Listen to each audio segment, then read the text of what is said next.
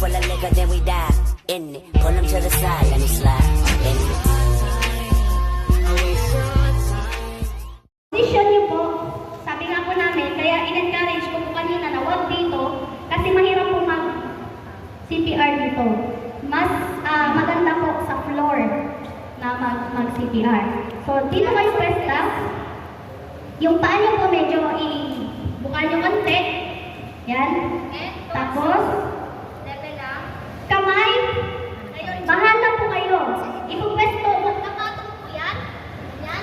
Bahala po kayo. Dati po kasi sinasabi kung sino mga nakapag-attend ng mga first aid dito or mga ano. Sinasabi po nila, dominant, governant, dominant, non-dominant. Ngayon po, it's up to you. Kung kami po tatanungin, it's up to you kung saan kayo komportable kasi kayo ang gagawa. Okay? Hindi po namin sasabihin na dominant, governant, dominant. Kayo po ang gagawa, kayo ang bahala kung saan kayo komportable. Interlocking. Yan. Interlocking. Okay? Ngayon, saan ipupwesto? Yung heel ng hand nyo, ilalapat nyo saan? Kung ito yung chest ko, dito po ang sternum ko, mid-chest po. Mid-chest. Okay, mid-chest. Sa gitna. So, gitna. Dito. Gitna. Mid-chest. Kasi meron dito. Okay. Ito po ang ilalagay ha. Itong heel So, ng ganun pala siya. hand. Medyo ito pala ito. Ito. Okay. Dati po kasi, ang sinasabi po nila, okay. Dati po kasi, ang sinasabi nila, Tagalog naman yan. Tagalog naman, sige po. hindi na kaintindihan. Hindi masyado. Okay, dati po kasi sinasabi nila, gitna daw, mid daw po ng nipple line. Ang problema po kasi ngayon sa mid ng nipple line, paano po yung mga medyo biniyayaan? At saka yung mga medyo obese na. Kasi nagsasakto yan, di ba? Kung nandito lang yung nipple line yan, hindi na po magiging Laylay na ba? appropriate yan. So regardless of the age, regardless of the size, mid-chest. Okay, paano po kung silent manabat yung ano nyo? Lapat na. Diba? So, dapat mid-chest. Okay? Mid-chest. Yan, lalaki. Ito pala eh. Yan. And then, compress. Okay? Magko-compress po kayo. Ang pagkuha nyo po ng buwelo, yan. Dapat po, ang inyong pong kamay ay Flat. straight lang. Okay? Hindi po pwede yung nag-bebend, yung elbow, yung pag nag-compress. Hindi po yun. Kasi wala pong buwelo yan. Okay? Hindi rin po pwede dito. Okay? Yung nagdodora the Explorer. Ano po yung Dora the Explorer? Yung, kasi pag umangat po yan, yung bounce po niyan, yung sa napapaangat yung kamay. Pag baksak, paglapat, iba na yung binagsakan ng kamay. So, hindi na siya mid-chest. Okay? So, hindi po pwede yung nag-explore yung kamay natin. Okay? Hindi rin po pwede dito yung mga rockista, rock and roll to the world. Okay?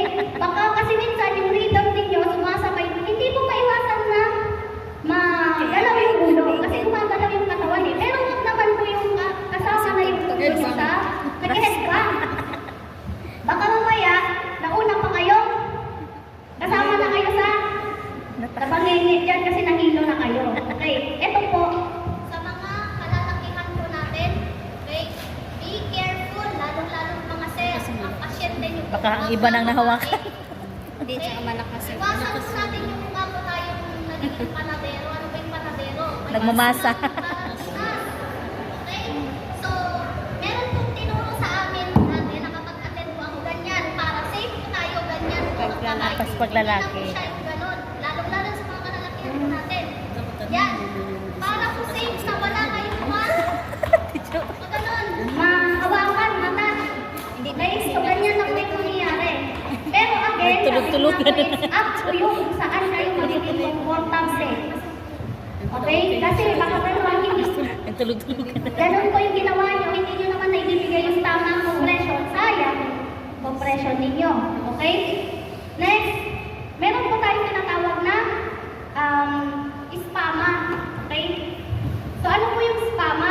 Once na na-detect ninyo yung kailangan ng CPR, wala nang magtumpik-tumpik pa, start CPR ASAP, agad-agad. Kaya nga po kayo tumawag ngayon, ay bago kayo nag-CPR, tumawag na kayo kasi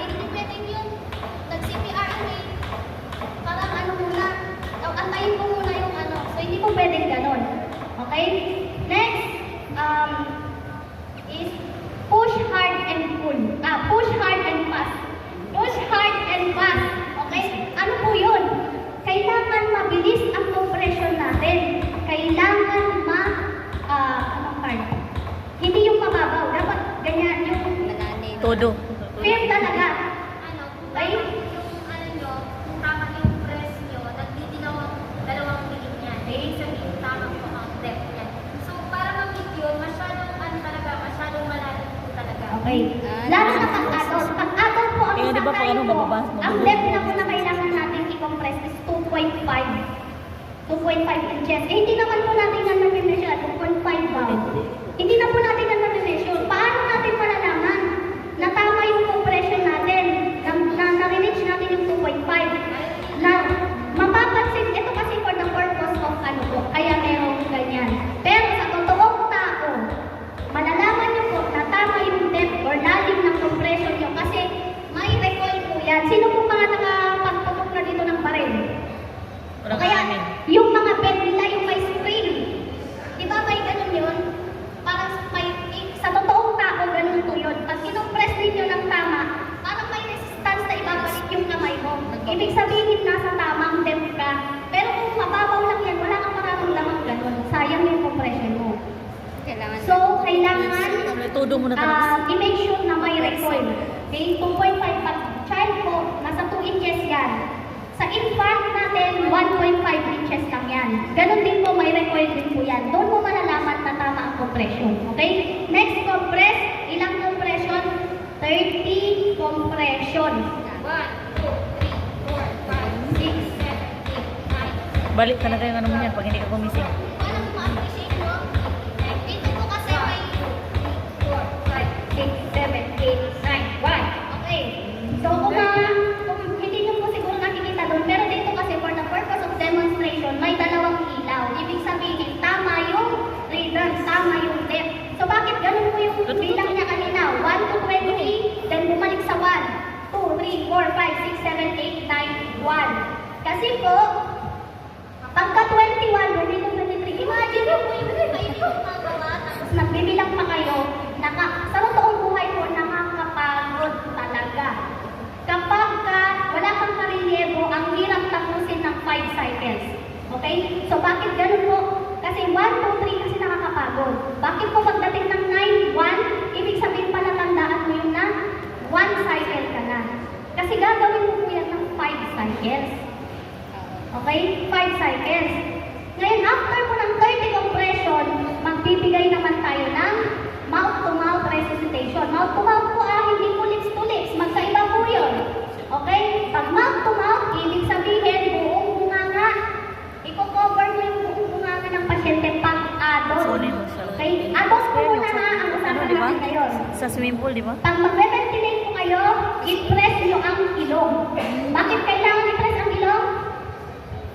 Para hindi sayang yung ibibigay mong hangin.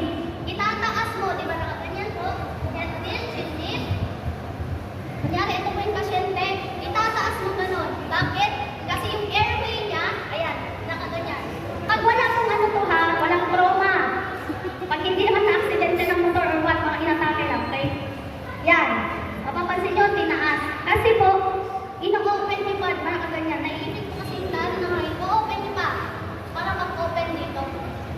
So, okay, pisilin ang ilong, and then buga ng hangin. Ilang buga? Dalawa. Okay? 1. Magigising yan pag mabaho ang hininga mo.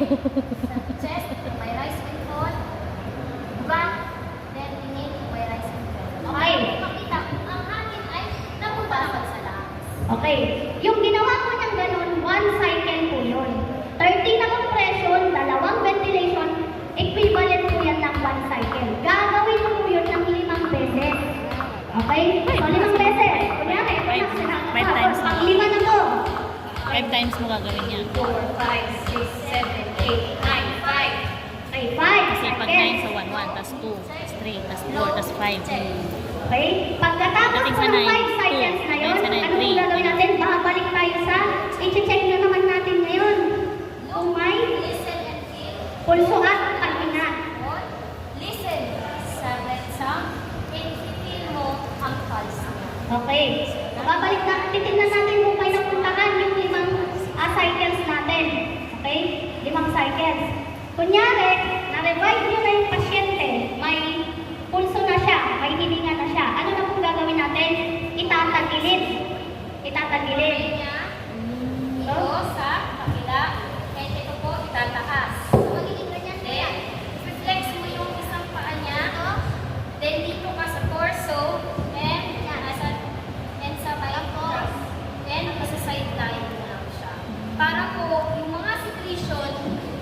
babagsak lang sa gilid. Hindi Okay. siya babagsak. And Opo. i-check mo na din yung report kung may mga abrasion or mga injuries. Pinabalin ba sa kakapam? Yun po ang CPR sa adult. Paano naman po pag baby? Sasabihin lang po natin yung differences ng baby, okay? Sa adult kanina, nung chinek nyo yung kamalayan niya, di ba dito po yun? Ipapasok ko na yung extinguisher. Sa balikat. Sa balikat. Ngayon naman po, ang mga baby, Hindi na pang ito po buhay ang yun. pinabol po ito sa 0 to 12 months. Okay? Ang tatapilin nyo po dyan, yung talampakan. Bakit po? Kasi ang mga babies po natin, from 0 to 12 months, meron po tayong tinatawag na Babinski reflex. Ano po yun? Kapag in-stimulate nyo po yung kanilang talampakan, magre-react po yung paa nila parang bubuka. Okay? Highly sensitive po yan. So, dyan nyo po yan, hindi po pwede yung tapikin nyo kasi maliit po yung build ng mga baby. Tapikin nyo lang po. Ngayon, so pag walang reactions, ganun pa din. Okay? Tawag.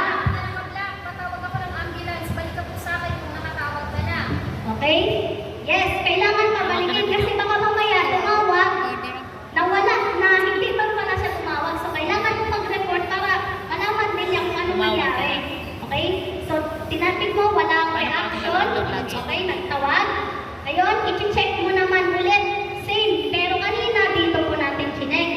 Ngayon naman po, dito. Sa dito. Brachial. Brachial artery po ang tawag yan. Alam niyo po yung kinukuhanan ng dugo sa inyo? Pagkaano? Blood pressure? Wala po. Kasi meron. Totoo. Again,